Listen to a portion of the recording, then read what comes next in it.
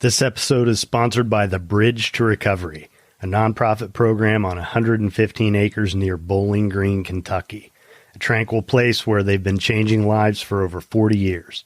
Their people improve their quality of life by acknowledging past emotional wounds and healing from all forms of trauma.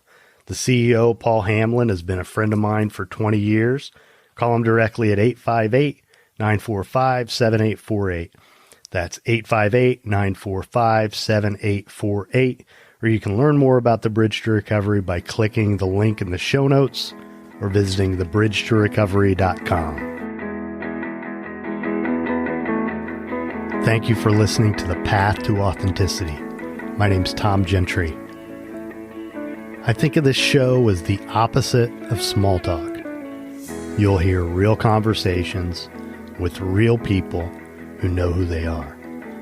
We talk about what makes them who they are, how they became who they are, and how we might become truer expressions of who we are.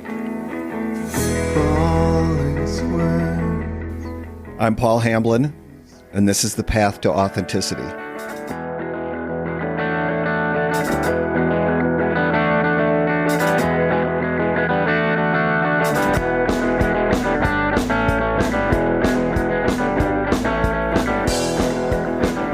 Thanks for listening. Welcome to The Path to Authenticity. My name's Tom Gentry. So back in the late 90s, early 2000s, I was working as what they then generally called a behavioral health technician at this addiction treatment facility in West Palm Beach. And one of the things that they often do at this type of facility is they have people who are alumni come in and talk to the clients, tell their stories. And at this particular place, they did it every night at 7 o'clock, no matter what day it was. So one evening, I'm there. At this point, it's kind of my job to make sure everyone goes to this during my shift. And a lot of times I sat and listened to the speaker, and I did this one particular night. I think it was a weeknight, but this guy approached me after he told his story, and he said, what's it like to work here? And I told him, I love it. And then he started to tell me a little bit about what was going on in his career at that point and how unfulfilled he felt. And I encouraged him to fill out an application, come work here. We need help. You're a great guy. And that was Paul Hamblin. So he and I go back a long, long way. And he's someone who's seen me, for the past 20 years go through the ups and downs of life. And I'm really grateful. Now he's the CEO of the Bridge to Recovery in Bowling Green, Kentucky, which has become the first sponsor of the show. And I'm really grateful to his and their support, not only just for the, advertising, but, when I created the show and started putting it out into the world, what I've always envisioned is a resource for people who want more from life, people who want to live more deeply, people who want to feel better, people who want to know themselves better, people who want to, tap into their true, authentic voice. Just people who want a better quality of life for themselves. And the Bridge is, there are a number of different places like it around the country where I've seen many, many people go do some work for a couple weeks and get better and feel better and have better lives. Drastic change that takes place in a relatively short span of time. We kind of live within this bubble of the world of addiction treatment, and the Bridge sort of exists in that. But it's really the kind of resource that just about anyone could benefit from. I would challenge you, just about anyone out there, if you sit down and you get to know them and you hear the story of their lives, there's some significant pain that they've gone through, and it's affecting them somehow, the decisions they make, the beliefs that they've lived by for their entire lives. And on some level, they're kind of suffering. So, this is the kind of place where just about anyone can go to address their pain, to feel better. So again, I'm just really, really proud to have them as the first sponsor of the show. Incredibly grateful. And Paul's one of many people who I got to work with over the course of about 5 years and then have maintained relationships with, who've just gone on to do great things. Like become the CEO of the Bridge to Recovery. So Paul came over to my place. We sat down and talked for a long time. He talked a lot about himself and about the Bridge and their philosophy. And it was great. So I hope you enjoy it. Paul Hamblin.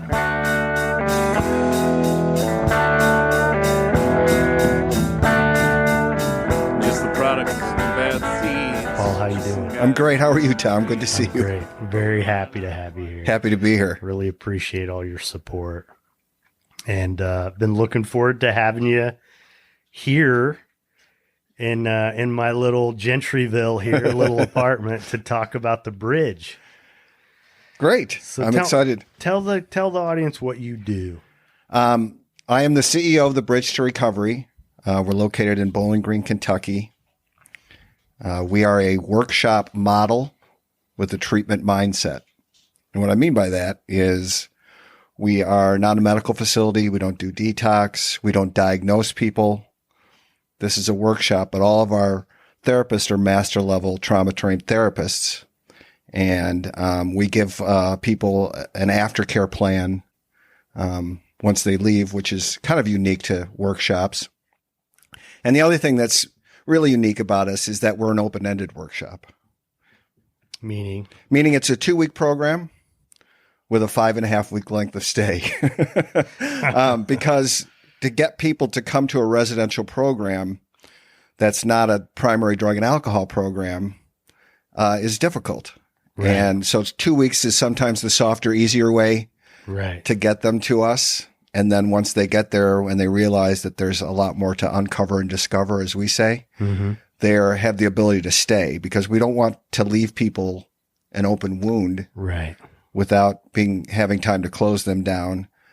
So I would say, 50% of the people or more that think they're coming for 2 weeks actually stay longer. So who's your prototypical client? That's the $64,000 question. You're still trying to figure that out. Yes. Well, because, it's a unique program and it's very difficult to describe. How about I just give you our philosophy first? Okay.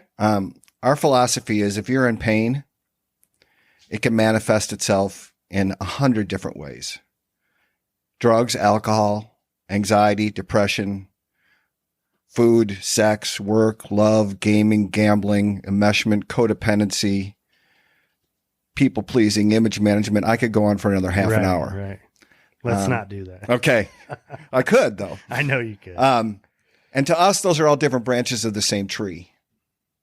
And we're less interested in the branches of that tree as we are the trunk and the roots of that tree. And the trunk and the roots of that tree for us is unresolved trauma and family of origin issues.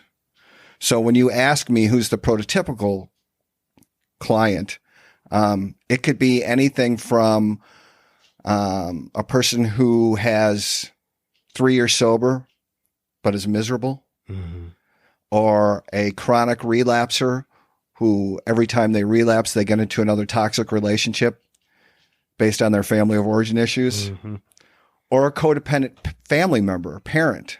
Right. And so it's a unique sort of cross section of who we get every 2 weeks. Mm-hmm. So now, and it doesn't have to be a person necessarily who has any addiction in their life, or they don't necessarily have to have a family member who has an addiction either, right? No, they don't. They just have to be in pain. And that's, Right. I think when people traditionally think of going to a residential program, they think, well, I must be sick. Right. And I get this a lot from the codependent family members. Right. It's like, fix my son, fix my daughter, fix my husband, fix my wife. I'm not the sick one. Right. And what we say to them is, okay, you may not be the sick one, but you're the one in pain. And if we can help you get out of pain, and we can help you maybe set a boundary for the very first time in your life, because in our opinion, for those helicopter parents or those really codependent parents, it's less about their unhealthy relationship with their son or daughter, husband or wife. It's their unhealthy relationship with themselves that doesn't allow them to be the bad guy. Mm-hmm. And so because they might have a deficiency in self-esteem. exactly. And yes, and because the person across from them they use as the mirror as to how they feel. Right. So I'm going to help you kill yourself, basically. Right. And what's amazing to me is they are the hardest people to get into our program, but we can do some of the best work with those folks, because for the very first time, they may be able to say no and one, mean it, Right. and two, feel good about it. Mm-hmm. You know, it's funny. The last episode that I did was with a podcaster in Seattle who's doing a show about, basically it kind of burgeoned from her experience with this trauma, family abortion issues. And, you know, she kind of went this circuitous path where she read all these books and eventually started bringing the authors of these books that changed her life onto this podcast. And one of the questions I posed to her was, what does self-care look like for you? And she said, saying no. Sure. Which is really difficult to do. But it was a really powerful answer because, you know, to me, you know, my experience with codependency, a lot of it, I mean, all the different symptoms kind of tie in together, because if you don't have good self-esteem, you need the approval of others. Sure. Can't say no.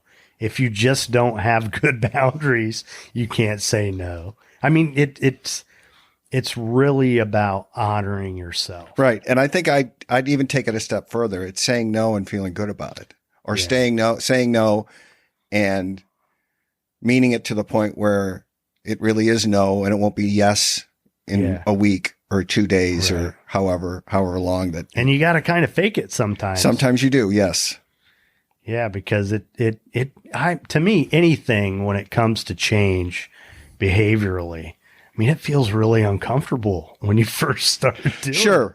And I think that's the reason why we're probably a great place for people who, need to work on their core issues. I have a good friend of mine that says we do sober and miserable really well. Because if you think about it, when you get sober, they teach you how to put the plug in the jug, right, or stop using drugs or whatever. But if you really never address your core issues and you stay in that pain, mm-hmm. a couple of different things may happen. One, you're just white knuckling it and you're going to be miserable. Two, which we see all the time, is an alcoholic now becomes a workaholic or a sex addict, or because they're still in pain, they're looking for something outside of themselves. A distraction. Yep. And the third is that they go back to their drug of choice. Mm. So that's, to me, that's the real magic of it, is not only, and I think the reason people stay longer than the 2 weeks is the first 2 weeks is sort of uncover and discover, as I mentioned earlier. We talk about the whys more than we talk about the whats. What led you to feel this way about yourself, and the lens that you look at life through, and the beliefs that you and the create. belief system that you have. Absolutely. And that insight is fabulous, but insight alone is not enough. Right. And so the longer you stay, not only will you get to uncover and discover why you make the decisions that you continually make, even though you know that they're probably bad decisions, Mm-hmm. but then to get some tools in your toolbox that when you start feeling those feelings, there's something you can do so you don't go down that rabbit hole one more time. Yeah.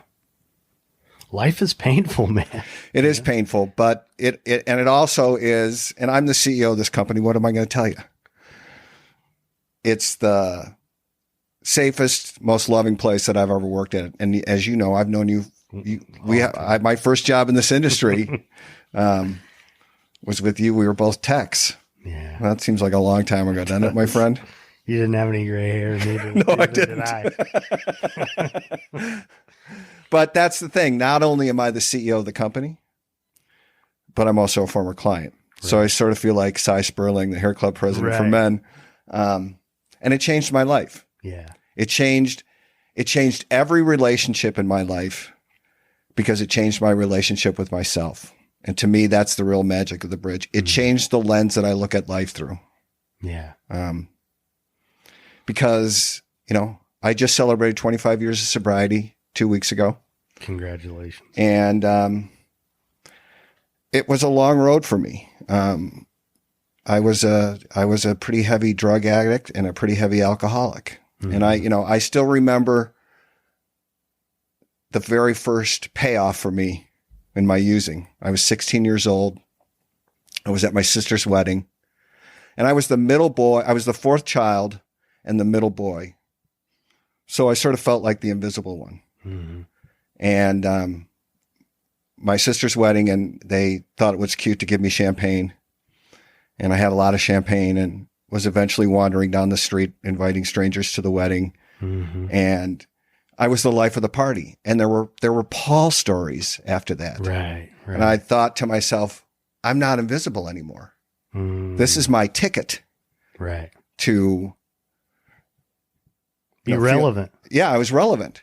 And, again, as it works out for most of us, that works for a little while. Mm-hmm. But then it doesn't work anymore. Yeah. And, I had growing up then, I always thought I was the screw up because I couldn't get successful. And I watched my peers around me be very, very successful. And I never really equated it with my drinking and drugging. And I was a blackout drinker, and I was, I woke up in a lot of strange places. And I remember that terrible feeling of when that phone rings. You don't know what to expect. And you don't know what to expect. I mean, I wish just once, that I got on the phone and somebody said, wow, you got really drunk and painted an orphanage. Right. Right. But it was never that. It was you got really drunk and did this or did that. And, living that life of constant fear of what I was going to do next, sort of perpetuated the fact that I'm a screw up. Mm-hmm. I'm less than. And, I was a 28-day wonder. I went to one treatment center and never picked up a drink again because I was so relieved. Mm-hmm. Because I remember them asking me, well, I mean, I knew that I had a cocaine problem, but I had never said I was an alcoholic before I went to treatment. Never had been to a meeting, nothing. And they said to me, how do you feel when you do cocaine? I said, well, I feel like drinking. And they said, how do you feel when you drink? And I said, I feel like doing cocaine. And, it became pretty self-evident that it was the substances and what a relief that was. What a relief to me that to know that, it wasn't this character defect that I had and that I wasn't less than, right. But, part of that less than carried over to after I put the plug in the jug. Mm-hmm.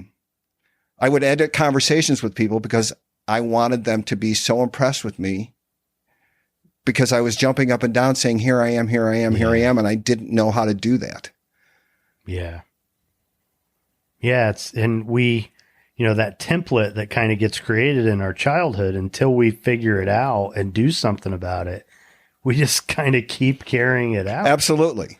And I think we're all kind of big kids walking around in adult bodies at certain points in our life. Mm-hmm. And how you show up in front of people, I think has a huge bearing on how you were brought up. Mm-hmm. I laugh when I talk to people and they say to me, I don't have any trauma.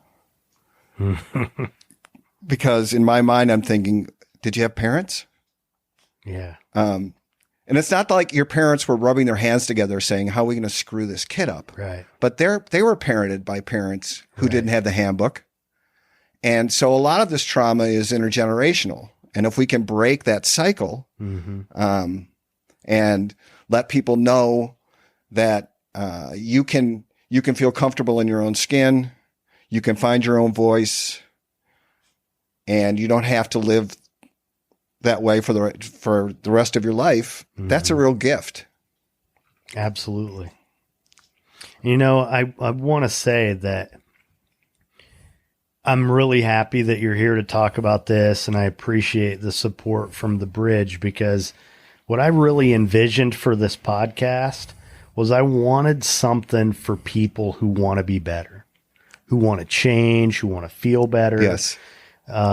Because that's kind of how I am. I kind of figured out at one point, if I was really gonna, well, definitely if I was gonna stay sober, that I had to keep trying to get better.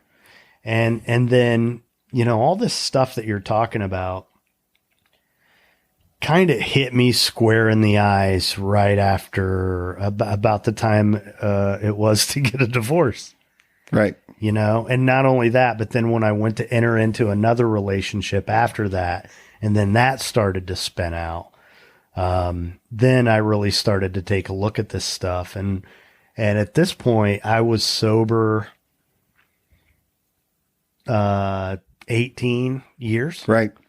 Well, and part of what was going on with me for a long time after that actually was, man, what's wrong? Why did it have to take so long for me to figure this stuff out? And I was mad. At yourself? I don't know if I was ultimately, isn't that always what it is? Yes, it is. Yeah. But I mean, on the surface, maybe mad at God or whatever, or your circumstances, or my circumstances. But really like mad at myself that but I mean, eventually a lot of this is about learning to have some compassion for yourself too, because life is hard. Ultimately, that's what it is. Yeah. I mean, our hashtag is "It's not my shame." Yeah. And I think a lot of people are carrying around a lot of shame that they don't need to be carrying around because of the messages they got in their childhood that weren't necessarily true. Right. It's not who you are. It's what happened to you. There's a big difference. Right. And much like you, I went to the bridge when I was 17 years sober, and I wasn't the CEO at the time. And I remember going to my CEO and saying, well, if I'm going to be selling this program, I need to go through this program. And the reality was I needed to go through the program. Right. I had lost my wife to lung cancer about a year and a half previous to me coming to the bridge, and was really struggling with relationships, with work, with grief, a whole myriad of things, and thought I was going to go do great grief work, which I did. I did fabulous, better grief work than I had ever done in a private practice therapist's office. It was magical, but that's not the reason I was supposed to be at the bridge. The reason I was supposed to be at the bridge was to deal with my unresolved trauma and my family of origin issues. And I was mad because I was smart enough in my drinking and drugging not to get into a relationship because I knew that was going to end badly. And so I found my wife later in life and wasn't very good at relationships. And she taught me how to love and be loved. And what a gift that was. And then too soon, 12 years of marriage, she died. And I was devastated. I was angry. I was all those things. And it was interesting when I got back into the dating scene. I reverted right back to all my old behaviors prior to when I was married. And so obviously this was something deeply ingrained. I just happened to find the one person who could talk in my language and I was miserable. I was absolutely miserable. And as I said, getting to the bridge gave me the insight as to why I do what I do in relationships and with everyone, not just with a significant other. And not only getting that insight into why I did all those things, but then to get some tools that can help me not do those things again has been invaluable. Mm-hmm. You're bringing back a lot of memories for me. You know? Yeah. And there's certain couples I really admire the relationship that they have. And I think partially because I've seen so much divorce. Now I've been through divorce, but even as a child, I saw a lot of divorce. And I think so many of us are unhappy in our marriages because we really don't know how to have relationships. And a lot of us probably don't even know why we're married. Right. Just because it's what we're supposed to do in our culture. So then when I see a couple that really, really is together, it stands out. Yeah, sure it does. And that's what I remember about you and Christine. Right. You know? Yeah. And it was a gift and it was a huge gift. And, one of the reasons that we've decided to work together is I was struck by the title of your podcast, which is The Path to Authenticity, because that really is, for me, what I'm learning and still learning is the key to every relationship that I'm in. If I can be intimate, and I don't mean sexually intimate, I just mean intimate with people, I need to be honest and I need to be vulnerable, which were really scary things to me growing up. Really scary things. Me too. And part of that is based on how my parents interacted with each other. And so it was safe to me to not do that and to keep people at arm's length. And, but I ultimately realized that is the reason that I remained unhappy, because I think all of us truly want authentic relationships. And I know this is cliche, but it is an inside job. And it starts with you. Well, and as I came up with the title of this podcast, and obviously, I consider it a lot. When I look back on every personal problem I've ever had in my life, any relationship issue, any personal challenge, whatever, somewhere, somehow, I can always kind of unravel that to I somehow betrayed myself. Yep. I wasn't honest with myself. I wasn't authentically me. So, I mean, it really, it's a word that gets thrown around a lot now, but it's, you're right. Like, if we're not really who we are, how can we be loved? And that's all any of us really want, is to love and to be loved. Absolutely. But if we don't show up as who we are, we show up as someone we're not. It's gonna fail. Yep.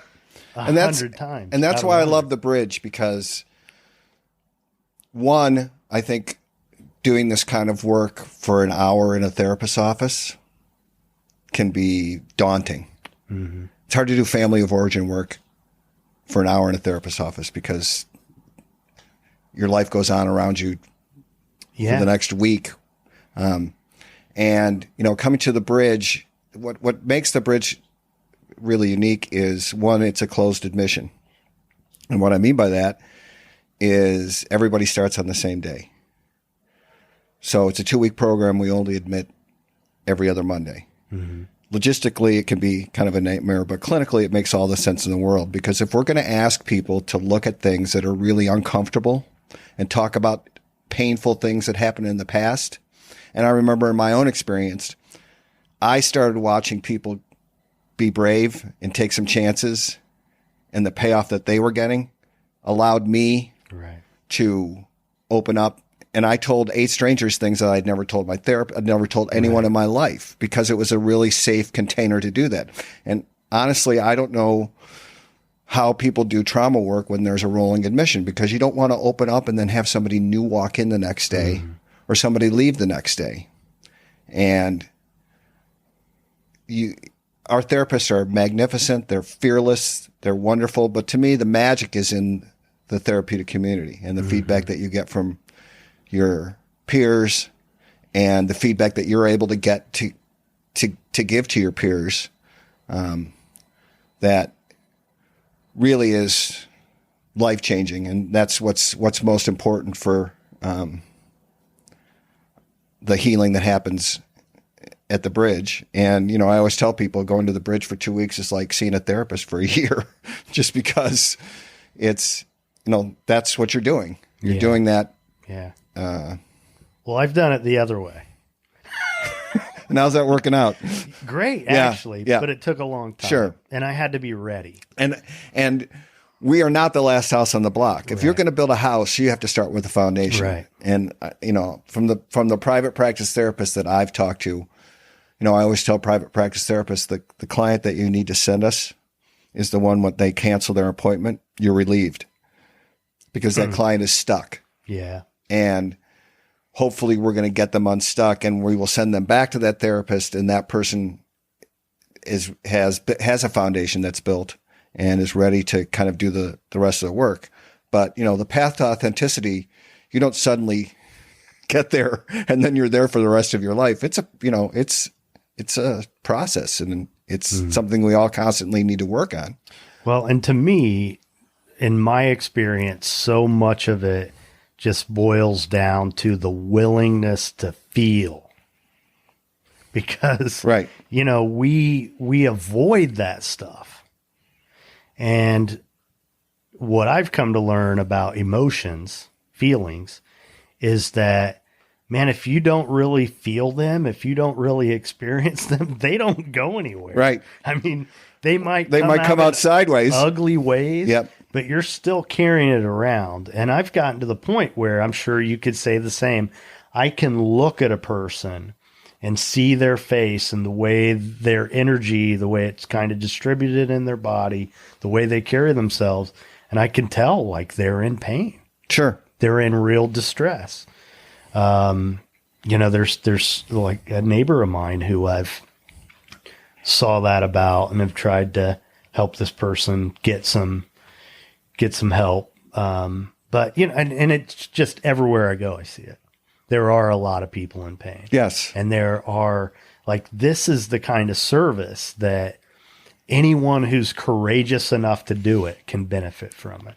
And it really does take courage. It absolutely takes courage. It takes courage to lean into the work once you get there too. Mm-hmm. There's some people that are there because they've been asked to come by their family or, and we're really good at those folks. And I think once they start getting into the process and seeing how their peers are thriving in that environment, it helps them.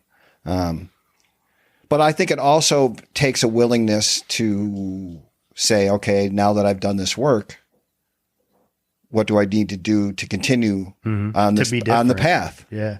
And to catch yourself at times saying that's old behavior. This is leading me down the wrong path. And how do I get back on track? And it may be, calling an alumni or a program or, talking to a close friend and saying, this is what I'm seeing. And I still do that. And I was there 8 years ago. Well, for someone who's never gone through any sort of experience like this, they don't really have an understanding of there's this flip side to this coin of how difficult it is to do this work. And for me, what that was, the first time I had any sort of treatment experience in a group sort of setting is that I connected with people in a way I never had before. Right. And it felt great. Yep. It really, really did. It's kind of like feeling love for the first time. Yes. You know, it's really, really powerful. And then if you're open to it, at least me, I feel like if you're open to it, you want more of it. Sure. You just want to keep pursuing it. And the challenge, I think, from going to a treatment setting to the real world is the safety issue. Because it's safe, it's safe at the bridge. It's safe. It's a safe container. That group is your group. No one's going anywhere. Right. And then once you get out and you start living your life again, to me, that's the real challenge. Well, and this whole safe thing, which I completely agree, but I also see out in cyberspace the people who make fun of that concept, Right? Like it's weak. And so when you say safe, what do you mean? I mean that I'm able to be authentic to myself and to portray myself to other people, because I've dropped that big rock of shame. Yeah. And I think that's a huge part of it, is growing up and feeling the way you feel. At least for me, I took on all of that, and it's because of me. I mean, it was interesting when I first got to the bridge and we all sort of went around the room for the first couple of days and talked about our story and everything else. And I heard horrible cases of sexual abuse, physical abuse, verbal abuse. And it got to me, and I kind of meekly raised my hand and said, well, my parents ignored me. And I remember thinking at the time, this doesn't come anywhere close to measuring up to the amounts of abuse that these people have experienced. But what I came to realize relatively quickly is my pain is my pain. Right. And it affected me just as profoundly, and sometimes I think even more profoundly, because if you're getting the crap beat out of you, you know that's abuse. Right. If you are being ignored, it's a lot more subtle and sometimes more insidious, because it's easier for you to say, obviously a person who's being abused may say the same thing. I brought this out myself, but it doesn't look like neglect. And it wasn't neglect. I mean, my parents were loving people. They just weren't capable because of the way they were brought up, to show my siblings and I the kind of love that I think we all felt we deserved. And or at least longed for. Yes, at least longed for. You're right. Which, this brings up another concept that I think is really relevant when you're doing this kind of work, which is the whole loyalty thing when it comes to family. Right. Because all of us love our family. Absolutely.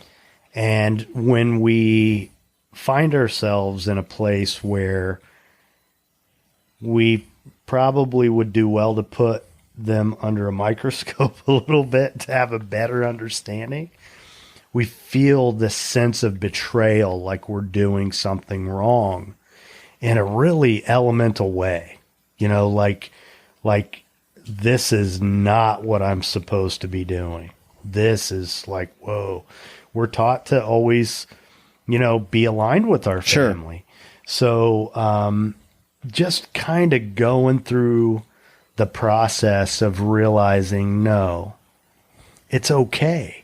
This doesn't mean I love my family any less. No. This doesn't mean I blame them for anything that happened to me. All it means is that I'm taking a clear look at what happened. So, because I deserve to be happy. Absolutely. I deserve to have a better and that's life. That's the core issue here. Right. And I think the real magical thing is I was able to forgive my parents. Not that they did anything horrible to me, But what I came to the conclusion is they were doing the best they could Right. with what they had. And again, they weren't rubbing their hands together saying how we're going to screw Paul up. Right. And that revelation really helped me forgive myself for a lot of things too. Because I think it's natural for us to assign blame to somebody. So if it's not them, it's got to be me, or if it's not me, it's got to be them. Right. And there is no blame on either side. Yeah.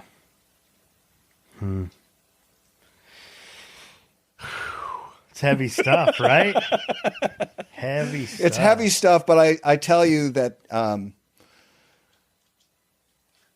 most of the people that come through the bridge, or most of the people that do this work, and it doesn't necessarily have to be at the bridge, there's other wonderful places, but I remember feeling a lot lighter afterwards. Because not only did I have some insight into how I got to feel the way I was feeling and how I, what was the basis of a lot of my decisions. But then again, having a clear tool in my toolbox that's going to help me if I start feeling those feelings again. And I catch myself all the time doing those things and saying this is not how I want to be. Right. Which ultimately it's a decision in the moment that we're making. Sure. And I think in this industry, it's interesting. I think trauma is kind of what codependency, the word codependency was. I mean, not codependency, dual diagnosis was 20 years ago. That was the big rage. It's right. It's dual diagnosis. Right. Every, I don't know, 5 or 10 years, there's something like that that comes up that, a lot of times even the places that aren't that great, they learn to use these buzzwords when they're promoting their program because that's what they need to do to get business. But it kind of emerges because somebody learns something new and realizes how important it is, But I think it's important to know that I hope that the word trauma doesn't have the same sort of negative connotation that codependency sort of became. Because as you were saying earlier, codependency sort of has you're weak. If you're codependent, you're weak. Well, and one of what really bothers me about that label is what it has become, a label, is that, you and I both have been doing this kind of work for over 20 years. Right. And think about all the times you heard people who are getting paid to help other people use that label to describe them in I don't want to say in a mean-spirited way, but also not in a loving way. Right. And then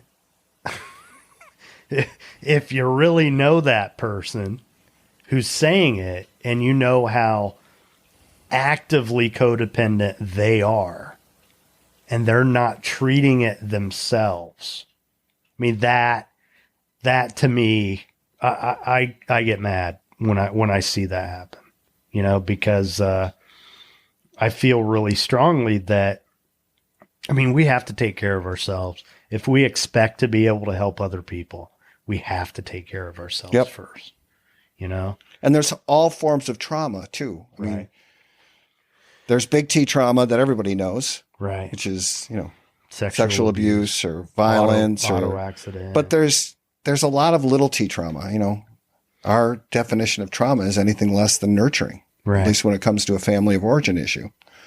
And it's not like it's an excuse on this way because I've suffered a lot of trauma.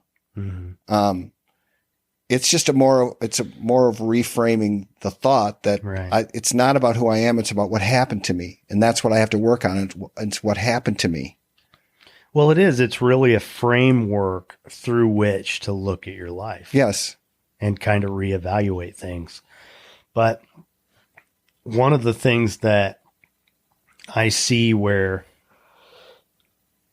you can't, like you're talking about your experience being there and my parents didn't give me attention and all these other people had these bigger, quote unquote, bigger problems. Right.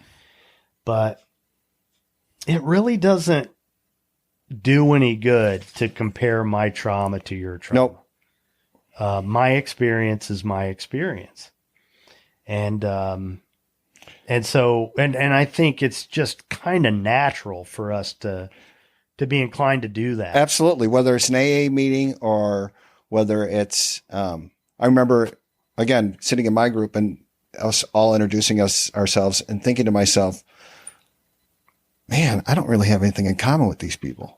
And it took a very short period of time for me to go, I have everything in common with these people. We're all in pain. We all just have different maladaptive coping mechanisms to deal with that pain. And that's why, to us, drug and alcohol usage and workaholism are basically the same thing. They're a branch of the tree. Right. They're not the trunk. They're not the roots. They're not your core issues. Right.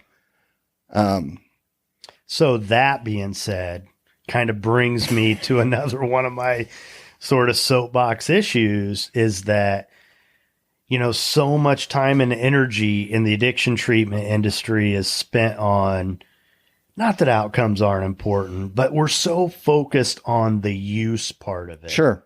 The what's. Not the whys. Or the how. Yeah. I mean, and I just feel like what I'm really interested in doing is going a layer deeper. Yes. Like how do I help people be in such a way where they never feel like they need to change the way they feel in the first place. Right.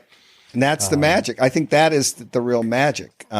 It's fascinating to me also because we don't diagnose and because it's not a medical facility.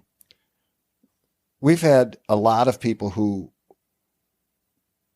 probably are right on the edge of meeting the criteria for chemical dependency, but would never go to a primary drug and alcohol program because that's not their issue. Right. But once they get there and start discovering and realizing that drugs and alcohol is their primary coping mechanism. Right. So we've gotten a lot of folks in the side door that would never have gotten the help that they needed because they wouldn't go to a primary drug and alcohol program, but they would go to a workshop. Right. And that's the term we use. It's a workshop.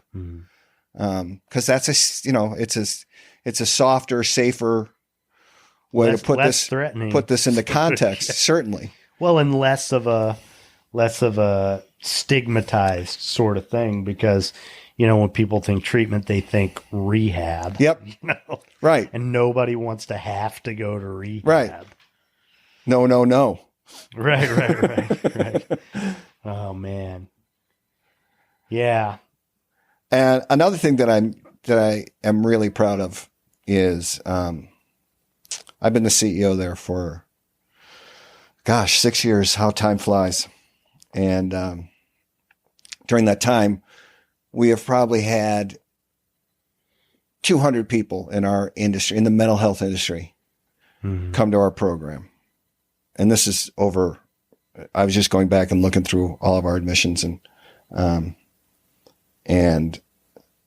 was really proud of the fact that programs and people in the industry trust us to send their employees and things like that. But I also realized relatively quickly that a lot of people in our industry couldn't take 2 weeks off to go do their own work.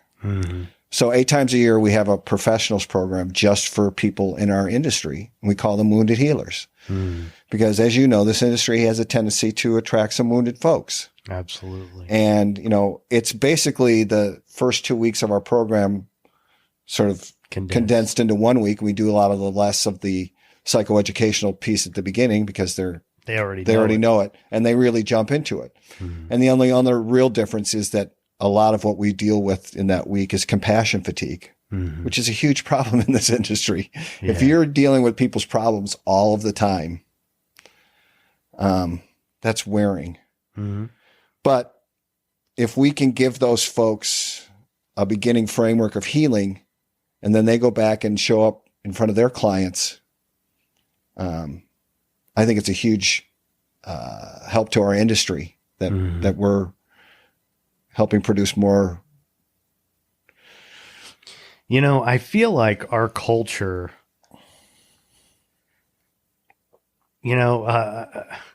everybody, says the next generation is, oh my God, the world's going to shit Right. or whatever. Yeah. Which I really have more and more as time goes on. I look at it like, man, we're just figuring it out more and more and more.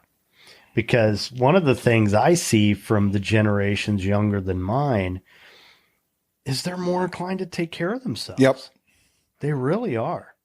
And they're more Because inclined it's to not do what they love. It's not a big sign of weak. It's not the same sort of, I remember my father would never hug any of us.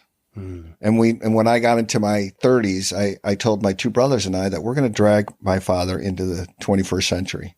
And so every time you see him, You're gonna hug no matter how uncomfortable he gets, you're going to hug him. You're going to tell him that you love him. And it took a long time. But once he found out that it was safe to do that, it was the rest of his life, he was really comfortable doing that. And I think, our generation's parents were much like that. If you're showing love, you're showing weakness. Well, and only people who've experienced an enormous betrayal believe that. Right. Yeah. Well, and back to the safety thing, to me, what it's really about is, only choosing people who will honor you. That's what it's about. Right. It's not about whether I'm weak or strong or what I need you to be like. It's that, no, I'm not going to choose the asshole who would judge me for talking about safety. Exactly. To really reveal who I am to you and open myself up to judgment from you. I'm not like, that's what it's really about. But if you do open up to that jerk, then not really caring about what people think of me is none of my business. Right. But again, you have to be comfortable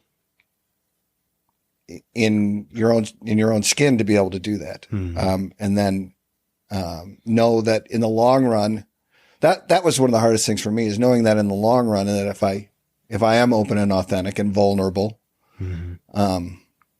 I have so much greater chance of being intimate with people. And that's what I think we all truly long for. Right.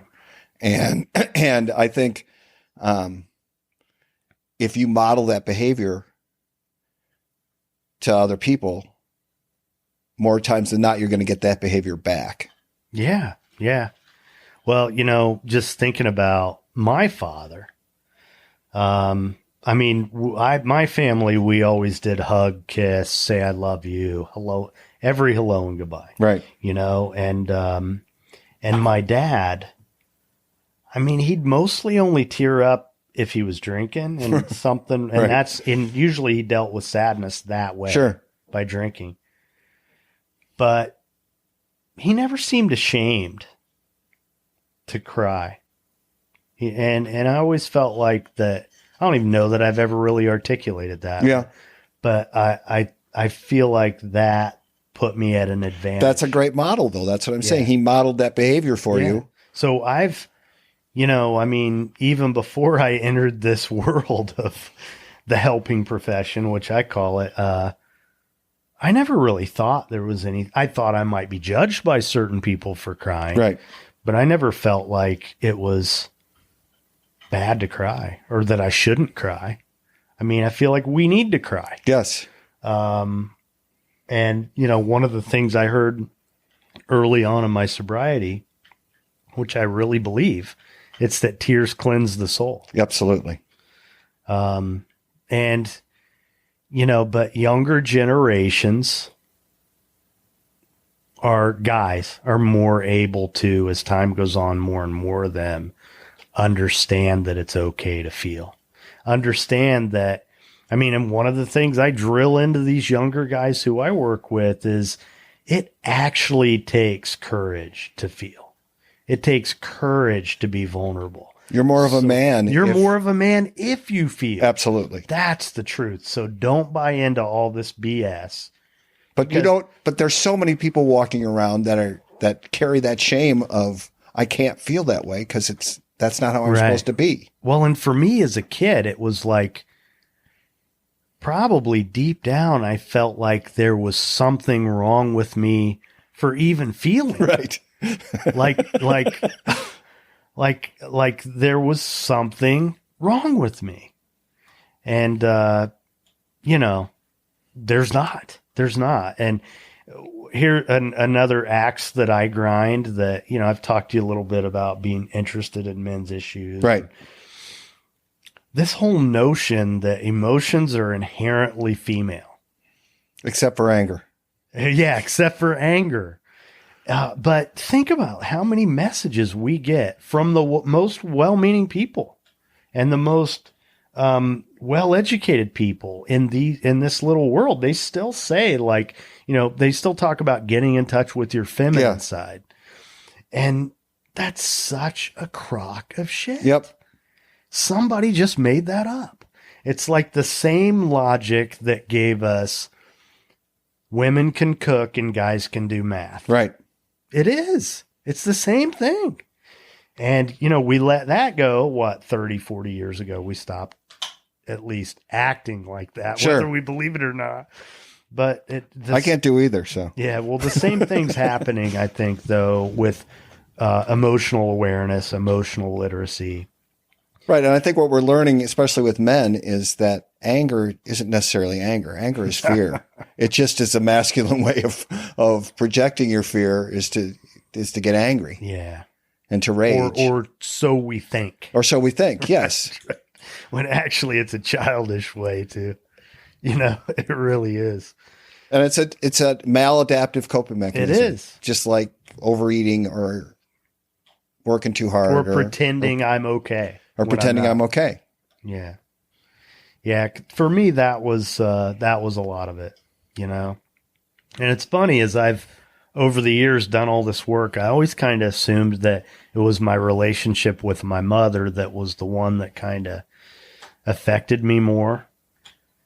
But, the longer I'm working on this stuff, the more I realize, that little boy wanted his dad. Sure.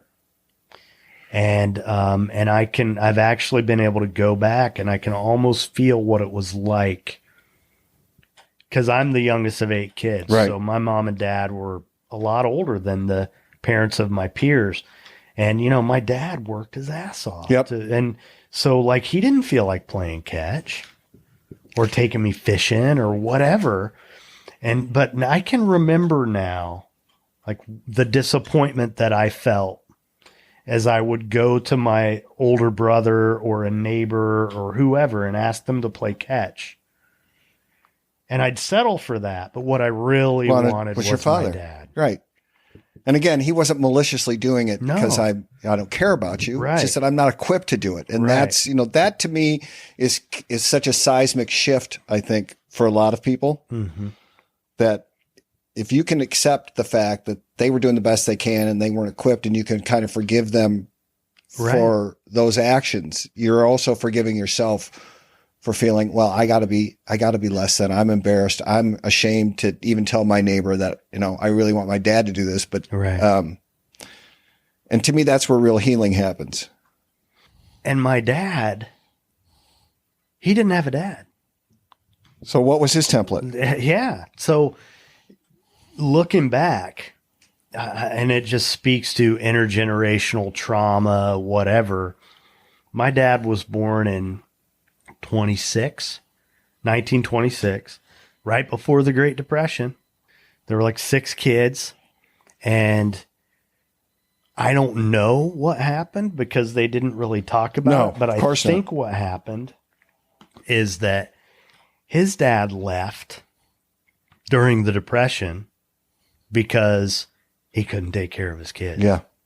And that happened to a lot of people back then.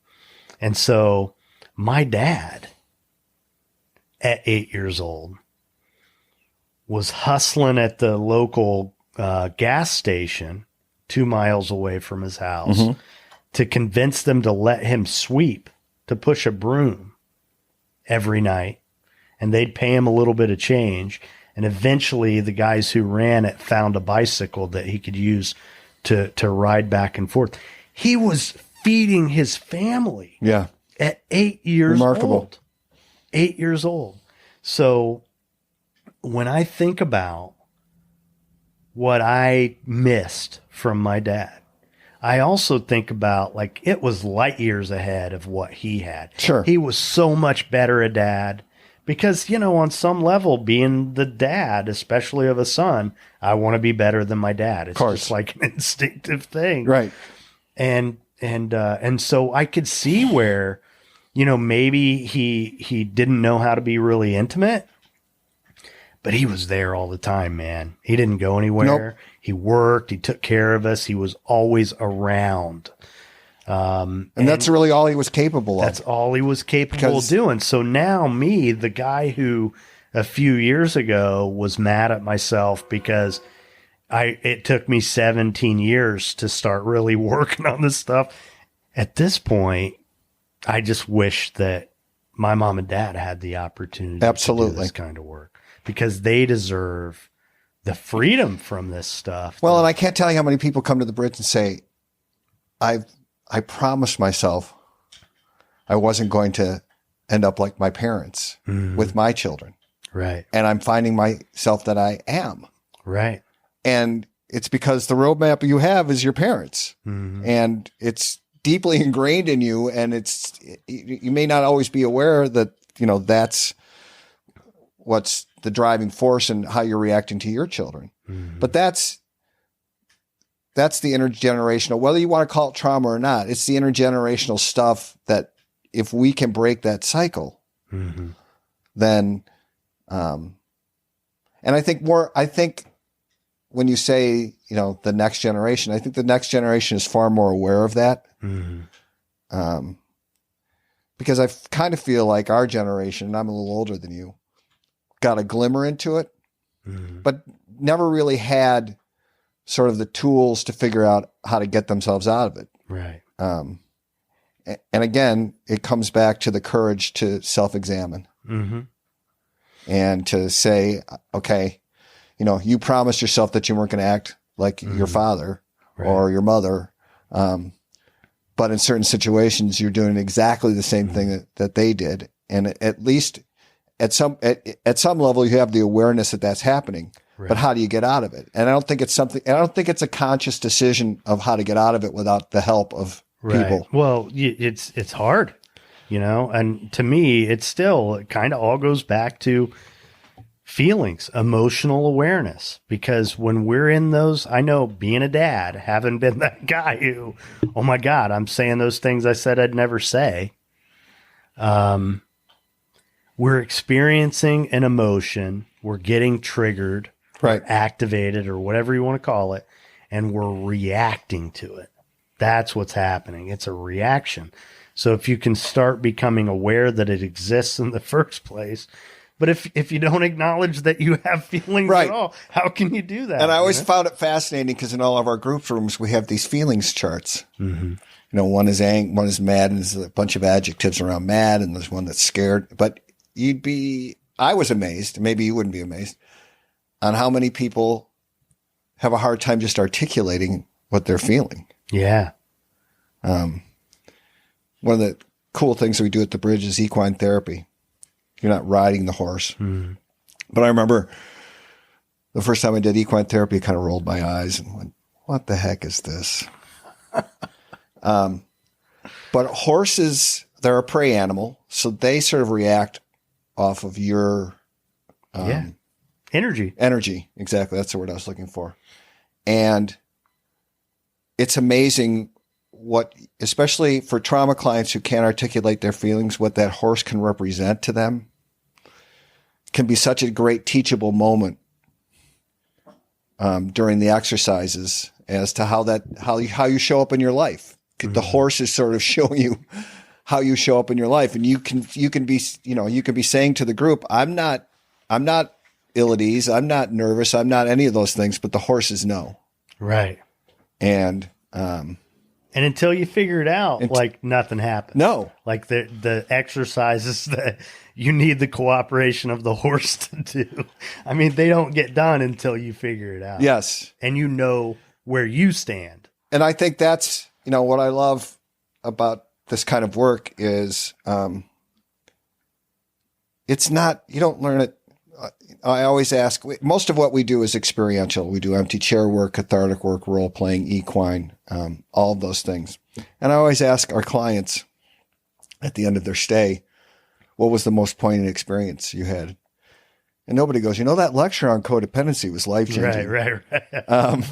It's not a teachable moment. The first time I did equine therapy, our exercise was there was a horse that was fully bridled and saddled, standing over the corner. There was a woman standing there. And there was 3 of us. And there was another horse that didn't have a saddle on and didn't have anything. These are 3 city boys that are doing this. And the assignment was saddle and bridle the horse.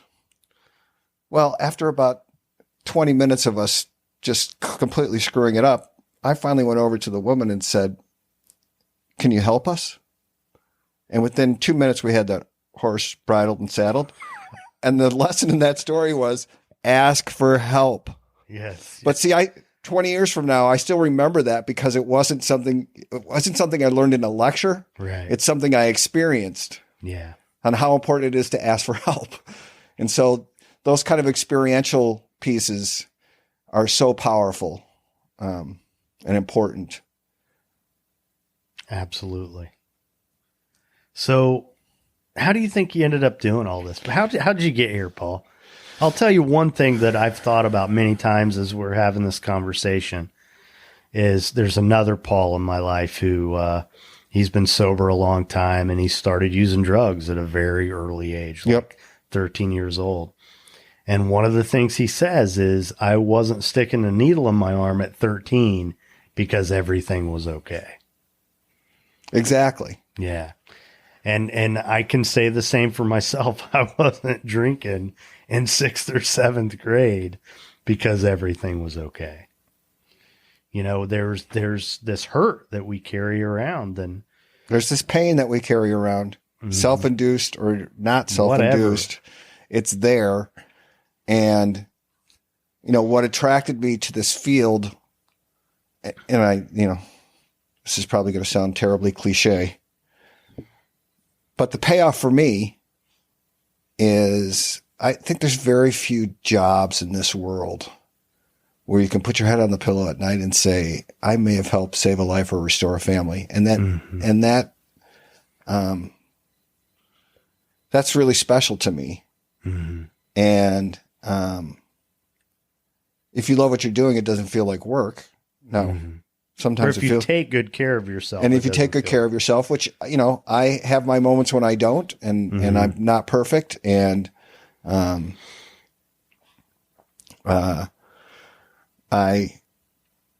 really want to leave a legacy. Mm-hmm. And to me, this type of work, if you're in recovery, I think going to a primary drug and alcohol program to me is like the operating room. Mm-hmm. That's where they're going to hopefully smash your idea that you can never drink or drug safely again. But doing this kind of work to me is more like the recovery room, because that's where it's happening. And I don't want to be sober and miserable. Yeah. I don't want to be drunk and miserable, but I certainly don't want to be, what's the payoff of getting sober if you're still unhappy? Mm-hmm.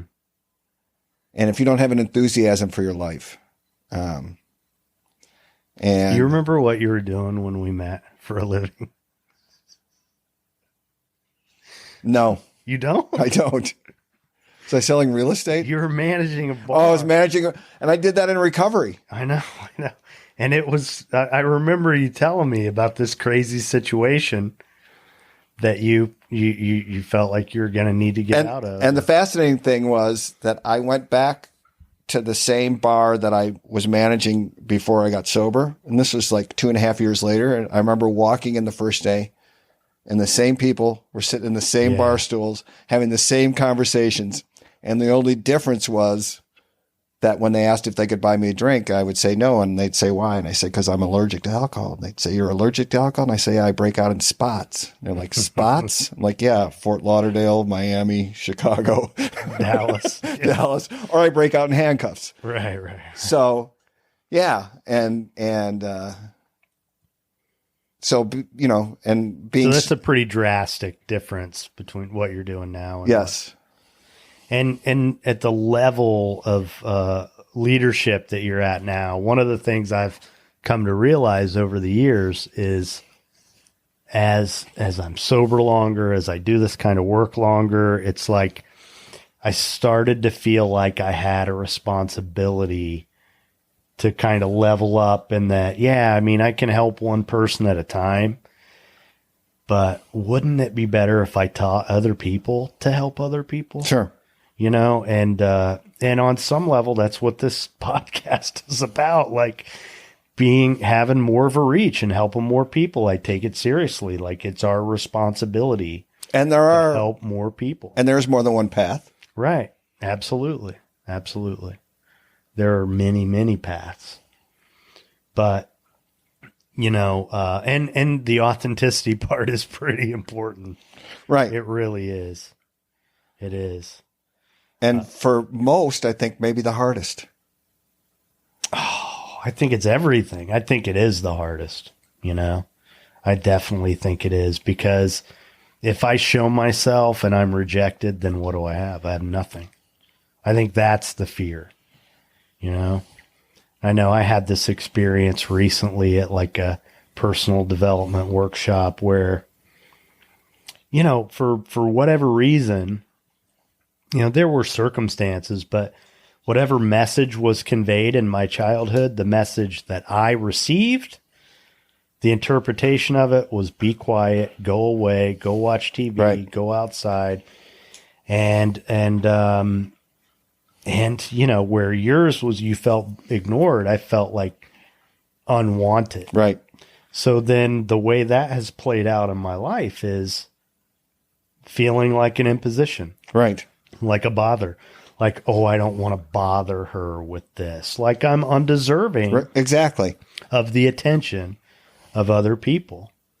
And we did this exercise where one by one, we went around the room and everyone individually was to tell the other person the trait of theirs that they saw as most attractive and the trait they saw as least attractive. Not unattractive, but right. Least attractive. And I don't remember what the most attractive, maybe honesty, because I am pretty forthcoming. I give of myself in that way. But the thing that really hit me was all these people are saying, we want more of you. Right. You're not talking enough. We don't hear enough from you. We don't see enough. I want to know you better. And just mind blowing, because my entire life. That's what you would love to have people say to you. I would have, but you know what? On some level, they probably were the whole time. Right. And I didn't realize it because I was still telling myself I'm not wanted. Right. You know, because that's what we do. We get these messages and it doesn't matter who said it or how many times. Or why they said it. Then we start saying it to ourselves. Of course. And that's the hard part to really break. But it really does, like you said, go back to our relationship with ourselves. And our younger selves. You know, the term inner child has also had a lot of negative connotations. Oh, that's 70s, that's whatever. But I think, you know, if you had a conversation with your younger self, what would you tell them? And we do some of that work at the Bridge. And I think it's hugely important because that's how we're showing up to people. Right. In a way that we may not even realize at the time without the insight of getting the help that you need. And how you may be distancing yourself from people that you're not even aware of. one of the most interesting things that we do at the Bridge is, for those of you who are in 12-step programs, you know what a first step is. Mm-hmm. Everybody does a first step. If they stay longer than 2 weeks, everybody does a first step. But it's not necessarily a first step on drugs and alcohol. It's a first step on people pleasing or image management. What your or power is relationships. over. And the difference is you don't get to pick what your first step is. Your group picks it. Wow. Because at that point, they know you as well as anybody else. And Right. most of the time, you're in agreement with what they say. But a lot of times, and to me, that was, my first step was on relationships. Like, I don't have any problem with relationships. And they're like, you've got to be kidding us. And it was illuminating and fascinating and life-changing. And none of us can do this by ourselves. This isn't something that you just can make your mind up that nobody can get sober by themselves. Nobody can, I think, sort of get insights into what happened to you and how you reacted and how you react now without the help of people around you. Mm-hmm. Well, and I think what it all boils down to, and we kind of have a problem with this concept in our society, but we need each other. Yep. We need each other deeply. We need to connect with each other. And, so many of us are either over dependent or under dependent. We don't know how to be interdependent. Right. We don't know that it is healthy to have that need for connection. So then we shame ourselves for having it. But that's really what it boils down to, is our ability to kind of manage that.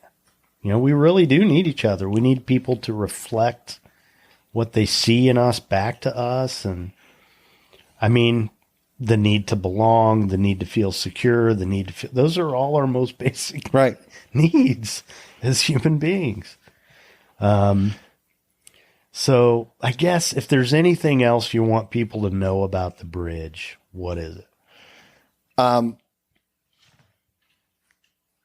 That it's almost for everyone.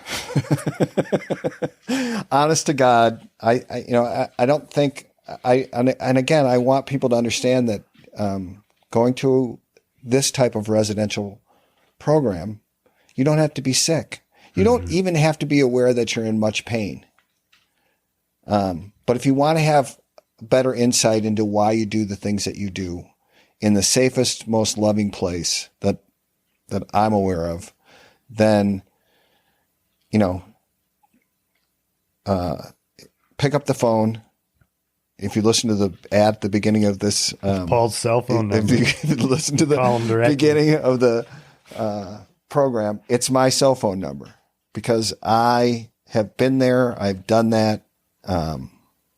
And I honestly think that for almost everybody, it might be the best gift you can give yourself.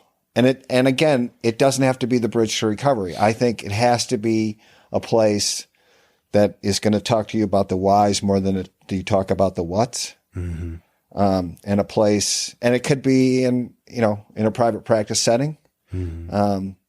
But the amount of gifts that I've gotten from going through this program and then continuing to do the work are immeasurable.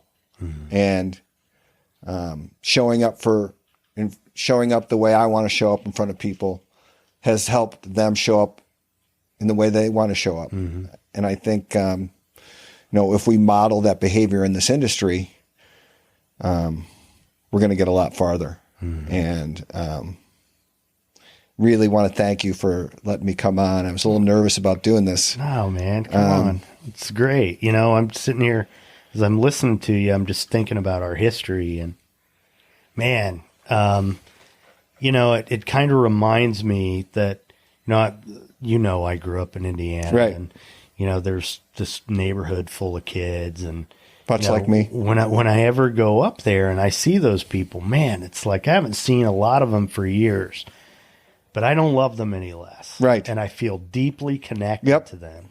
and Flaws and all. right. And you're like my Florida version of that. Right. You're one of those people. Yep. And that's a gift. it is a gift. It's a gift. And, I think about, I feel proud of myself with this thing and I think about As you should. Like you and I sat down a year ago and I was telling you about this plan that I had to do this and it didn't exist. I mean, it wasn't there at all yet. And then a year later, here I am and I've done it and I got like 30 episodes and I don't know. It just being able to share that with you in that way has been pretty Thank cool. You. Yeah. And, so I guess one thing I'd want to ask of you is, what do you say to the person when you meet somebody at an event somewhere and they know nothing about any of this stuff? What do you tell them that you do for a living and what do you tell them about the bridge? They know nothing about trauma, addiction, none of it. First thing I tell them is that I work for a place that's going to help you find a new enthusiasm for your life, which is a pretty broad blanket statement that may sound a little salesy to them. But, once you start talking to them is that, again, it's not about being sick. It's not about being weak. It's about being in pain. Mm-hmm. And if you want to help yourself get out of pain in a safe, loving place that, in our opinion, is based on the pain in adulthood, which stems from being wounded as a child, which results in negative thinking, acting, and believing, then we're the place for you. And the best thing that they could do is do what we call the pre-screen, because it's a pretty extensive pre-screen. It takes 45 minutes to an hour over the phone. We're not going to ask you. We're going to ask you all kinds of questions, but we're going to ask you about people pleasing and image management and rage and family of origin and your drug and alcohol use and all those things. But if some of those things start to resonate with you and like, that's me, then you know you're in the right place. Because we're not right for everyone and everyone's not right for us. This isn't one-on-one therapy. This is group therapy and the magic of the therapeutic community. But I have enough people that have been through their program that I talk to all the time that say how much it changed their lives. And that's what I really love. Yeah. Well, this has been a gift, and it's been a gift to know you all these years, and I really appreciate your support. And, we might have to get What a love fest. We might have to get you back on here, Paul. All right, Tom. Thank you so much.